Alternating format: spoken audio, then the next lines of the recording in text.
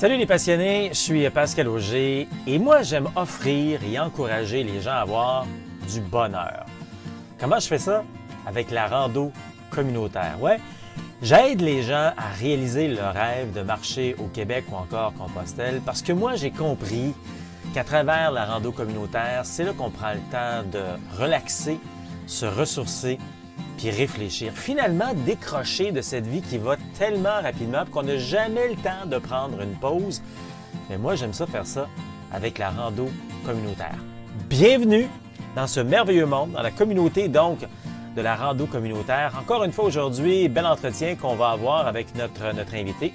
Je suis donc Pascal Auger à la base. Je suis journaliste, conférencier, formateur et secouriste certifié pour Québec-Compostelle qui est préparé, informé, inspiré pour marcher au Québec ou encore Compostelle et instigateur, coordonnateur du Chemin du Québec, 1200 km de rando communautaire de bonheur entre Montréal et le bout du monde. On a notre invité, comme d'habitude, encore une fois aujourd'hui, qui va nous faire découvrir une autre facette de cette liberté, lâcher prise, directement avec la rando communautaire ou peut-être indirectement. Toujours des facettes vraiment intéressantes à faire ensemble. Donc, bienvenue à cette rencontre, conférence, entrevue avec notre invité aujourd'hui. Québec-Compostelle, dans le fond, c'est quoi? C'est là pour vous aider, oui, sur la rando communautaire et découvrir ce plaisir-là. Et ce plaisir, bien, ça peut être sur les circuits québécois. Les circuits québécois, il y en a en rando autonomie. Ça, c'est beaucoup plus forêt, lac, montagne, raton laveur, comme j'aime bien dire. Donc, beaucoup plus du camping sauvage. L'équipement est sensiblement le même, quoique c'est un sac quand même un peu plus gros. Sinon, peut-être, ce que vous aimez, c'est la rando-tourisme. Rando-tourisme, c'est beaucoup plus luxueux. OK, il faut le dire. C'est à l'opposé, finalement, de la rando-autonomie, alors qu'on se promène avec un gros sac. La rando-autonomie, la rando-tourisme, c'est beaucoup plus petit sac. On va avoir de fournis des serviettes, une salle privée, une salle de bain également, une chambre privée, c'est ça que je voulais dire, également du shampoing, etc. Donc, vraiment, on transporte beaucoup moins de choses. On dort presque dans des draps de soie à chaque soir. On a des repas gastronomiques, etc. Donc, ça, c'est l'opposé de la rando autonomie. On est beaucoup plus en forêt. Et entre les deux arrive la rando communautaire. La rando communautaire, ben, c'est un terme plus moderne, si on veut, pour dire un pèlerinage. Pour les Québécois, souvent le terme pèlerinage fait un peu peur, finalement. Mais c'est quoi, dans le fond, un pèlerinage ou la rando communautaire? C'est un peu comme j'ai mentionné tantôt. C'est de la longue durée, de la marche de longue durée. On va marcher plusieurs heures pendant la journée, plusieurs kilomètres pendant la journée, plusieurs jours également. Et on considère la longue durée à peu près à 4-5 jours. Là, on commence à la considérer comme étant de la longue durée. Donc, nous, ce que l'on fait généralement, c'est de la rando communautaire et tous nos invités ont un lien avec la rando communautaire, comme les chemins de Compostelle, on dit bien les chemins de Compostelle, ou encore le chemin du Québec, le chemin de 1200 km entre Montréal et le bout du monde, c'est-à-dire le phare de Cap-Gaspé. Avant de commencer notre entrevue, notre entretien, notre conférence aujourd'hui, n'oubliez pas qu'en tout temps, on est là pour répondre à vos questions. On est disponible pour nous rejoindre par Facebook, la messagerie, également par courriel. Et n'oubliez pas qu'on est un service indépendant et personnalisé de rando communautaire. On est lié à aucune boutique. On n'est pas là pour vous faire dépenser de l'argent. Au contraire, on est là pour bien vous guider, bien vous faire économiser et bien investir notre argent. Personne aime gaspiller de l'argent, même les riches. Ils en ont peut-être un peu plus, mais même eux, ils n'aiment pas ça perdre ou gaspiller de l'argent. Alors, on y va avec notre conférence du jour aujourd'hui via Québec-Compostelle. En direct du Portugal, à la banlieue de Lisbonne, si j'ai bien compris, on va rejoindre François Brun, qui n'est pas portugais, qui est français, qui est de passage dans ce coin-là. Là, François, on pourrait aller, avec François, on pourrait faire la deuxième, la troisième, la quatrième couche de profondeur de Compostelle parce que François, c'est un grand passionné. Tu as fait de la recherche là-dedans et tout. T'en es très animé. Mais là, aujourd'hui, on va commencer un peu plus par la première couche. Découvrir un peu c'est qui François, pourquoi Compostelle l'anime, pourquoi ça l'a amené à même, je pense, à l'influencer dans sa vie, écrire des livres, etc. D'où ça vient, cette passion-là. Salut François. Bonjour Pascal, bonjour tout le monde. On s'est rencontrés il y a quelques temps alors que tu étais de passage au Québec et via la magie maintenant de l'électronique et tout, on peut garder contact et c'est bien agréable. François, présente-toi à nous. Qui es-tu? Que fais-tu? D'où viens-tu? Bon bah comme tu précisais tout à l'heure, donc je suis né en France, dans un petit village très particulier, à côté de Poitiers. Et puis après mon bac, je suis rentré pour faire une école d'infirmier militaire, ce qui m'a valu de rentrer comme infirmier major dans un régiment particulier qui m'a amené en Afrique et à faire beaucoup de choses en hélicoptère, accoucher des bébés, recoudre des gens et faire quelques missions particulières. Et puis ensuite, je suis revenu en France. Et comme quoi la vie est peut-être parfois un peu indélicate, mais nous raconte beaucoup de choses, j'ai eu un grave accident d'escalade, ce qui m'a empêché de faire une carrière comme c'était prévu au sein de l'armée. Donc j'ai quitté l'armée et je suis rentré dans l'industrie pharmaceutique. Et j'ai gravi les échelons après délégué à la formation médicale, j'ai fait scientifique hospitalier, puis après directeur. Et puis bah, voilà, ce qui devait m'arriver m'est arrivé. J'ai beaucoup travaillé, peut-être trop travaillé, mais est-ce qu'on travaille trop? Et le fait de, semble-t-il, que j'avais trop travaillé, j'ai voulu respirer un peu. Alors respirer pour moi, ça se transforme comment? Ça se traduit comment? C'était peut-être marcher et peut-être en parallèle, la magie de la vie toujours, j'avais lu un livre de Paulo Coelho sur Compostelle. Alors, je n'avais pas forcément les moyens d'aller dormir dans des paradors, mais je me suis dit, tiens, il y a peut-être quelque chose d'intéressant. Et là, des amis me disent, mais François, tu as suffisamment d'argent, tu peux t'arrêter et faire une pause. Et donc, à partir de ce moment-là, j'y réfléchis et je suis descendu à Libourne, dans un petit village à côté de Bordeaux. Et puis, un de mes amis n'arrêtait pas de me dire, mais tu devrais aller faire le chemin de Compostelle. Mais je ne connaissais pas trop. Et puis, c'est le fait de remonter du coin là, de Bayonne-Biarritz à Pampelune et après à Rossevaux, qui est de l'autre côté des Pyrénées au départ du chemin de Compostelle, qu'une de ses filles, comme quoi il faut écouter les enfants, une de ses filles m'a dit, mais François, vraiment, tu devrais aller marcher. Et donc, je suis remonté avec toute la famille sur Bordeaux, Libourne exactement, et là, j'ai décidé d'aller à Decathlon. Bon, personne ne m'avait guidé au départ pour les sacs ou pour le matériel, ce qui a valu, bien sûr, des péripéties. J'aurais écouté avant des professionnels, j'aurais pu apprendre, mais je rigole pas, parce qu'il y a pas mal d'anecdotes. Et donc, je suis rentré au premier Decathlon, et bien sûr, je me suis fait un mag, un super sac de 21 kilos, étant déjà prétentieux. Et comme en plus, depuis longtemps, j'associe le sac que l'on porte à l'espérance, ben, j'avais mis trop d'espérance dans mon sac. Mais je suis parti donc de Libourne à Saint-Jean-Pied-de-Port.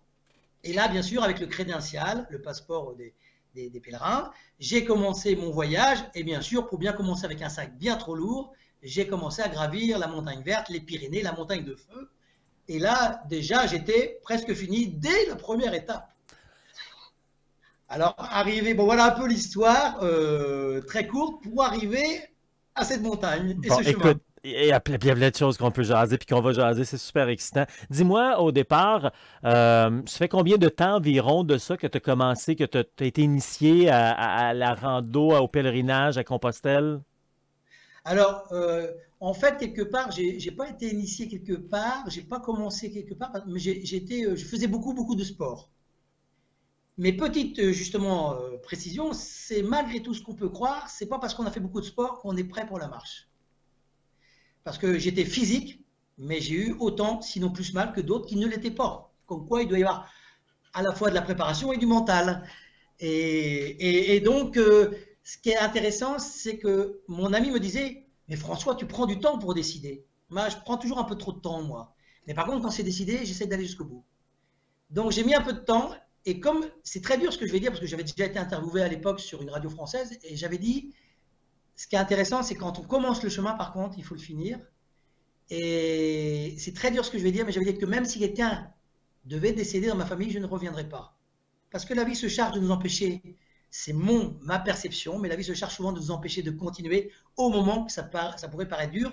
Et c'est comme le sport, c'est en dépassant ce moment qu'il y a un second souffle, ou peut-être un second souffle mental, et qu'on comprend ce qui nous est apporté par le chemin ou la marche. C'est excellent parce que tu as répondu. J'avais une autre question de savoir si tu étais quand même quelqu'un d'actif et tout, puis tu viens de le mentionner. Donc, je vais reclarifier ma question. Ça fait combien de temps environ que tu as été initié à Compostelle? Peut-être pas à bouger et tout, mais tu sais que tu as décidé de partir et faire ton premier chemin. Moi, alors si c'est la question que tu poses, c'est que je suis parti en l'an 2000. OK. Et en fait, voilà, j'ai 56 ans, donc je suis né en 1965. Et j'ai commencé à travailler à 20 ans, donc en 85. Et donc, en fait, 85-2000, tu vois, ça fait à peu près une quinzaine d'années. Et je pense que c'est un cycle qui peut être des fois plus court. On dit toujours tous les 7 ans, mais un cycle qui commence à dire, oh, où j'en suis avec moi-même. Donc, tu dis ça fait une vingtaine d'années, tu as 56 ans, donc tu avais à peu près 36 ans. Donc, juste explorer un petit peu ce côté-là. Tu avais une bonne carrière, tu travaillais bien, tu gagnais bien, je pense, ton argent et tout. Mais comme bien des gens, souvent, on a beaucoup, on perd un petit peu certains repères et tu avais peut-être un peu trop travaillé et tu étais un petit peu perdu. Est-ce que tu peux dire que tu étais rendu au point où tu avais fait un burn-out ou tu étais sur le point de? C'est un peu pour ça que tu as décidé de... Ouais. Alors j'aime bien d'ailleurs quand on parle de burn-out de préciser deux choses aux gens. Parce que dans tous les systèmes, parce que j'ai retravaillé bien sûr après en revenant, mais j'ai toujours pensé qu'il faut faire attention entre le burn-out et le postpartum. Un burn-out, c'est vraiment quand on nous a poussé à bout et qu'on n'a pas, et ça c'est dangereux pour les gens qui ne le font pas, c'est qu'effectivement on n'a pas pensé avant de le faire. Donc on décide de faire des choses, mais quand il n'y a plus d'énergie. Il faut toujours se remettre en question quand il y a encore d'énergie. Et après, quand on fait quelque chose, le postpartum, c'est quand on a très bien travaillé, comme un artiste qui a fait une peinture, comme une maman qui a accouché un bébé. Le travail ayant été fait, il faut accepter ce mot qui n'est pas le burn-out, mais le postpartum. C'est-à-dire qu'on a tellement concentré les énergies, c'est normal qu'on soit fatigué et c'est normal de se réénergétiser, de se remplir à nouveau de choses qui vont nous remplir. Et donc, je suis parti effectivement, alors c'est une autre anecdote, mais je suis parti parce que j'étais en train de prendre l'avion pour descendre dans une ville qui s'appelle Chambéry en France. Je prends le taxi pour aller à l'hôtel et il était 10h, 22h. Et là, des amis m'appellent en disant « Alors François, on te voit ce soir ?» Ah, j'ai dit « Comment ça ce soir ?» Et là, ils me racontent que c'était la fête de la musique, la Saint-Jean, qui a un rapport d'ailleurs avec Compostelle sans doute, mais c'était la fête de la musique. Et là, je me suis dit « Eh ben voilà, je peux même plus vivre socialement. » Et donc là, je me suis dit « Il faut que tu t'arrêtes. » C'est le fun. J'aime la manière que tu l'apportes. Je dis la même chose, mais de manière différente. Moi, souvent, tu sais, on fait ce genre de démarche-là. C'est pas juste une marche, c'est une démarche, hein? Pour des raisons fantastiques ou dramatiques. Puis tu viens de le mentionner, des raisons fantastiques, c'est le postpartum, c'est l'euphorie. Puis après ça, ben il y a comme un vide. Tu sais, c'est quand tu viens de terminer un bac avant de commencer le travail. Tu sais, là, tu as besoin de prendre une pause entre les deux. Ou encore des raisons dramatiques, souvent un burn-out, un épuisement, des trucs comme ça. Alors, effectivement, tu sais, c'est souvent comme ça qu'on décide de partir faire une démarche. Je sais que tu veux faire un lien aussi intéressant avec le Québec, mais avant de se rendre là, parle-nous un peu de ton cheminement avec Compostelle. Donc, c'est une vingtaine d'années. Est-ce que tu es retourné ou qu'est-ce que tu as vécu? Qu'est-ce que ça t'a donné? Pourquoi? Tu sais, parle-nous un peu de ça. Alors en fait, quand je suis arrivé à Santiago, ce qui est très intéressant parce qu'il y a aussi un rapport avec le chemin du Québec, hein, et indéniablement pour moi, parce que quand je suis arrivé à Santiago, l'ensemble cosmopolite, parce qu'il y avait des Américains, des Australiens, des Suisses, des Belges, enfin toute la Terre peut se retrouver ici, et ils m'ont dit on t'amène au Finistère. Alors Finistère, ça me fait un peu d'écho parce que c'est Gaspésie, comment vous appelez-vous la Gaspésie? Gaspé, bout du monde.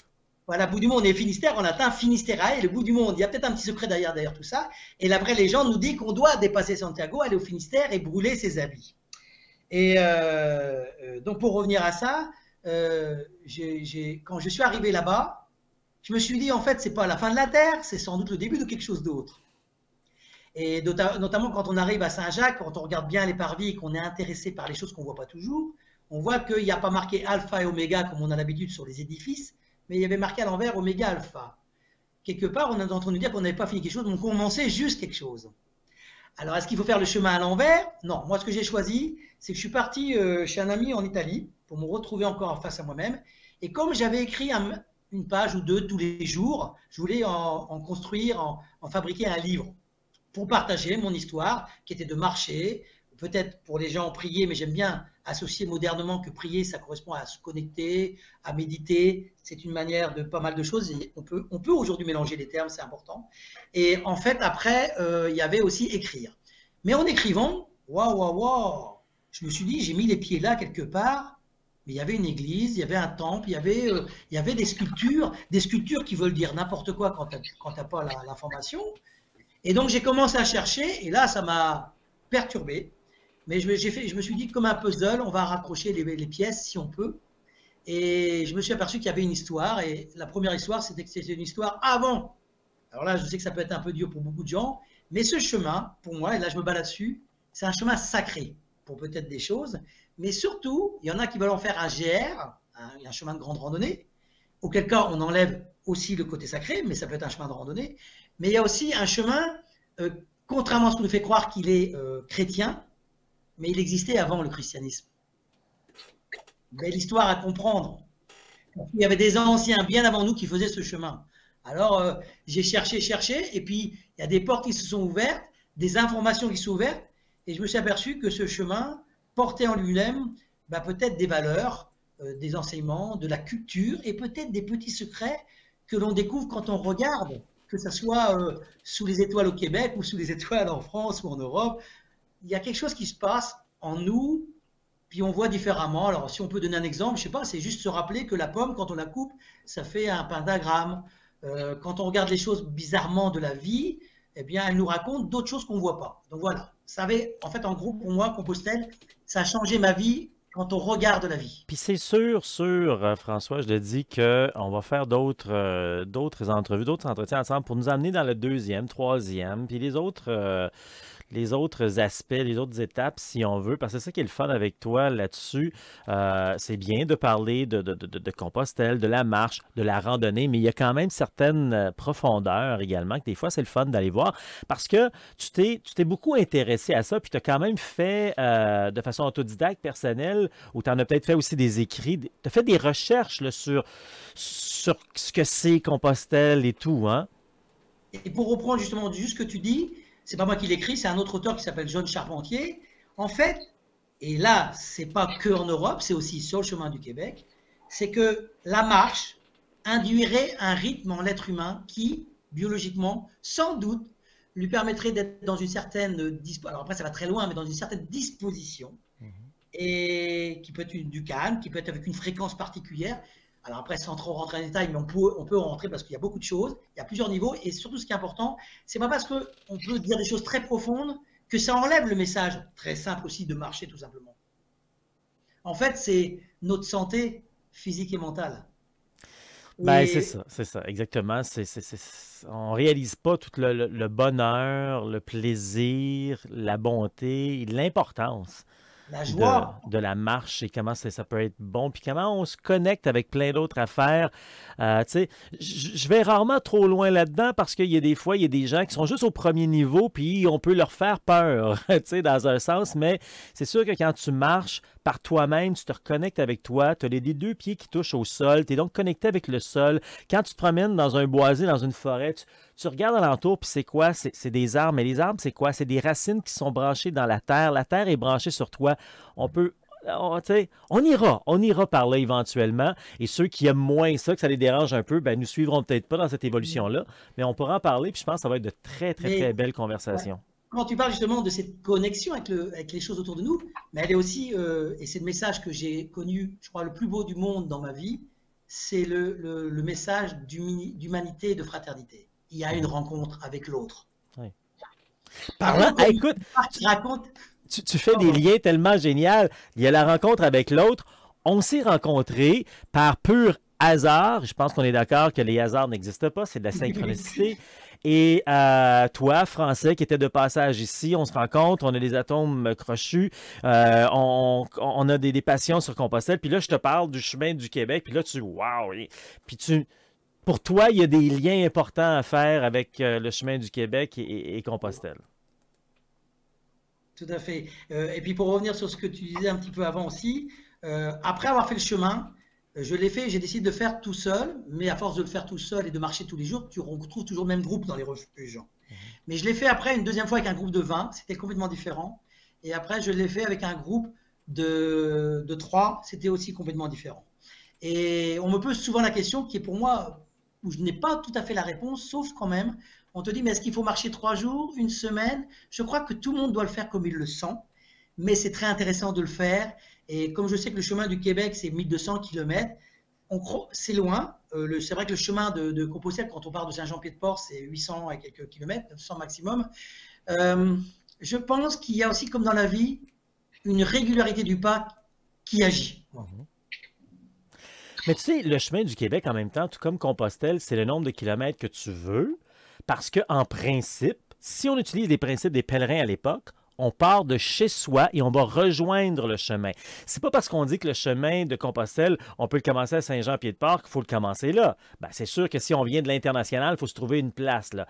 De chez vous, on peut partir de chez soi ici au Québec. Les gens peuvent partir de Montréal, de Québec, de Trois-Rivières, de Sherbrooke. On part de chez soi, on barre la porte, on va rejoindre le chemin et on fait son chemin également là. Et d'ailleurs, normalement, dans la légende, parce que c'est bien de puiser dans la légende, et peut-être la calquer aussi sur le chemin du Québec, mais normalement, on part de chez soi, mais on prend un caillou de chez soi qu'on amène à destination. Alors, j'ose pas dire qu'il y a un rapport peut-être caché de la marelle où on amène au ciel, mais bon, il y a pas mal de choses à raconter sur le caillou aussi. Oui, ben, beau symbole également que l'on fait quand on marche Compostelle avec la Cruz Ferro, etc. Puis il y a plein de beaux symboles comme ça qui se développeront aussi éventuellement avec le chemin du Québec. On ne les impose pas, au contraire, des traditions, ça se crée au fur et à mesure que quelque chose est découvert. Écoute, il nous reste à peine 2 minutes pour je dirais cette première tranche ensemble. Il y en aura d'autres avec le temps. Mais tout de même, quand tu regardes tout ça depuis 20 ans, donc tu t'es initié à Compostelle et tout, qu'est-ce que tu as marché plusieurs fois, tu as marché seul, tu as marché avec des gens, tu as marché des groupes et tout, tu as vécu différent. Qu'est-ce que tu retiens de tout ça? Bon, toujours avec mes mots un peu crus, mais si tu te laisses embarquer, tu fais pas de pause. Et si tu fais pas de pause, eh bien, le burn-out tout au tard ou quelque chose de difficile te rattrape.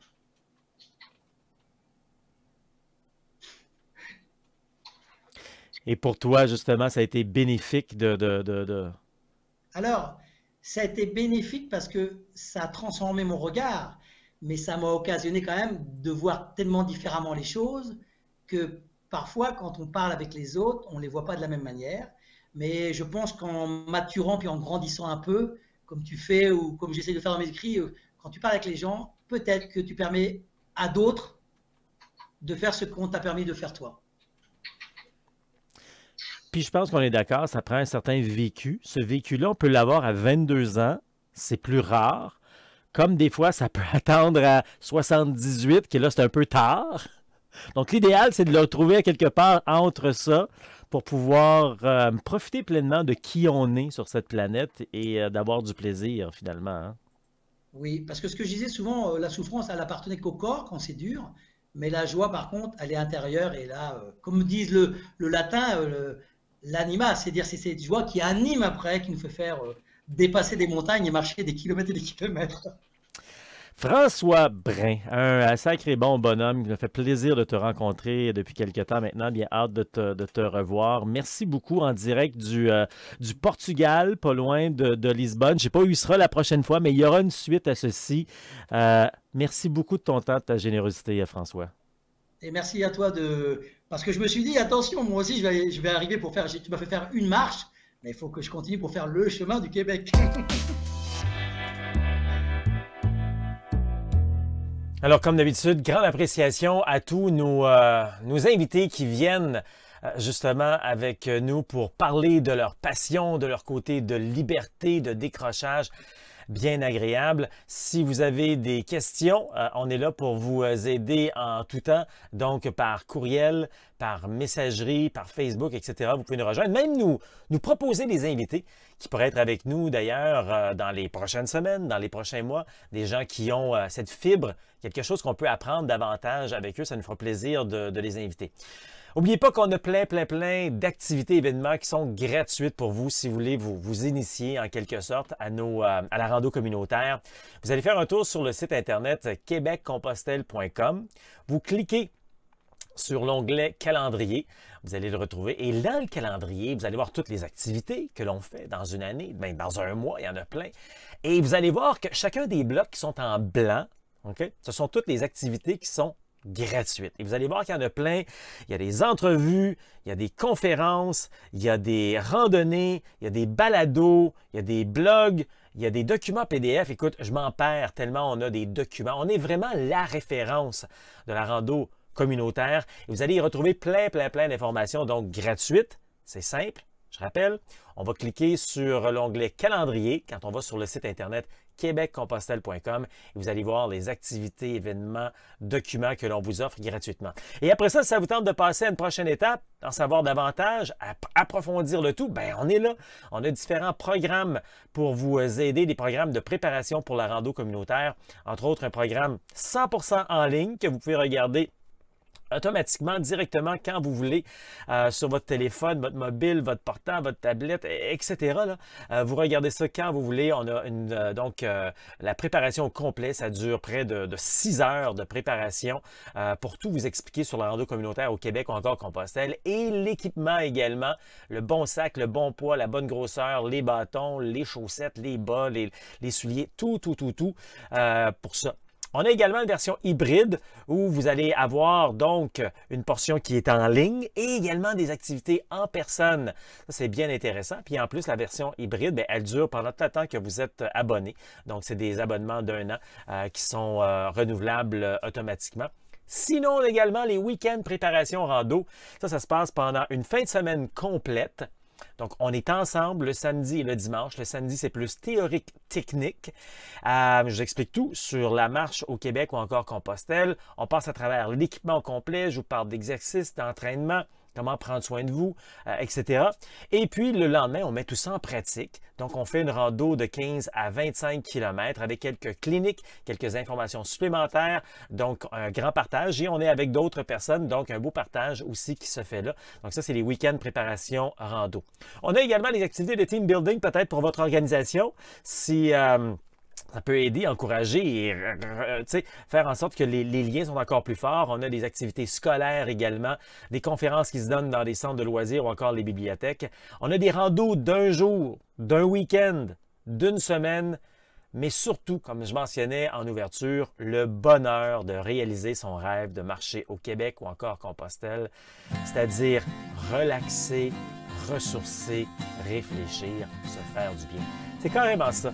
La rando communautaire, c'est le plus grand cadeau à se faire. C'est enfin prendre une pause dans sa vie qui va tellement vite. C'est encore mieux que des vacances. Il ne faut même pas comparer ça à des vacances. Donc, allez faire un tour sur québeccompostelle.com. En haut de la page, de chacune des pages, allez voir qu'il y a un webinaire gratuit de 45 minutes qui est une introduction à la rando communautaire. Et puis, vous aurez plein d'autres informations gratuites, si vous voulez, sur le calendrier. québeccompostelle.com, on est également sur Facebook, Instagram et YouTube. Québec Compostelle, ça marche.